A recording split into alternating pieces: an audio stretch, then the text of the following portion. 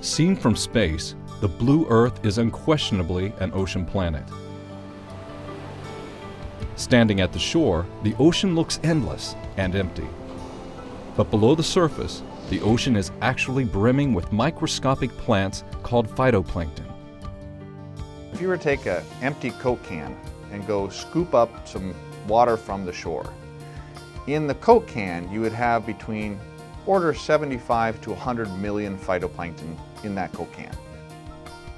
This invisible forest of phytoplankton is critical to life on Earth.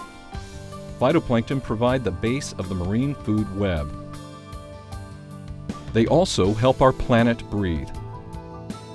Through photosynthesis, phytoplankton generate 1/2 of the oxygen produced on Earth that all animals, including humans, need to breathe.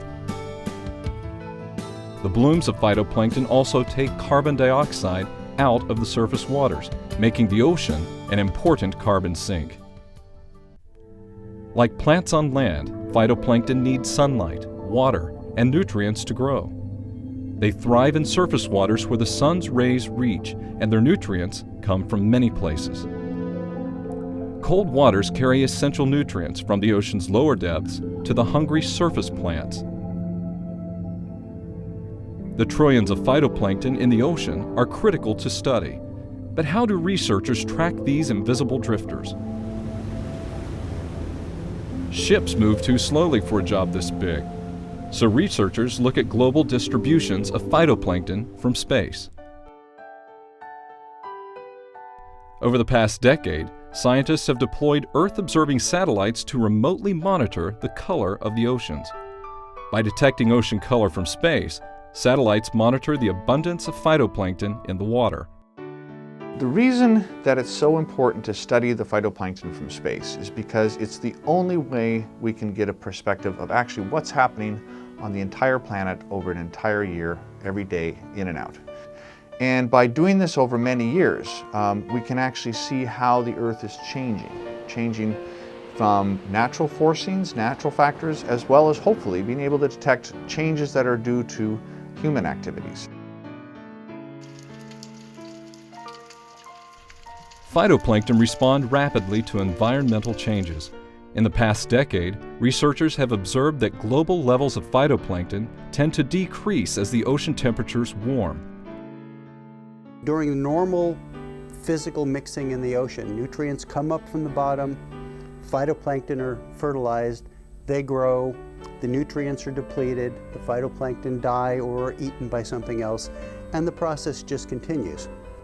Anything that happens that slows down that movement of cold, deep water to the surface would stop the flow of nutrients, which would cause the phytoplankton not to grow as well. And what's happened over the past 10 years that we've been observing the oceans, in large areas of the ocean, they've warmed up. And what that means is the surface water has warmed, and it has essentially put a cap on that mixing process.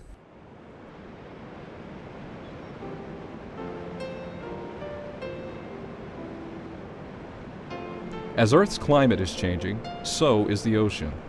Lowered levels of phytoplankton have implications for the marine food web. The increased carbon dioxide in Earth's atmosphere impacts the ocean's chemistry. The seawater becomes acidic, which threatens marine life. Every part of the Earth is interconnected with the Earth as a system, the whole Earth system. The ocean influences the climate influences the ocean, land influences the ocean. All those pieces are interconnected. It is more important than ever to track changes in the ocean from space, and new tools are helping researchers study the ocean and the phytoplankton that call it home. As Earth's climate continues to change, researchers will refine their tools and keep a close eye on these powerful marine plants from space. Who knew that something so small could provide vital insight into the health of our home planet?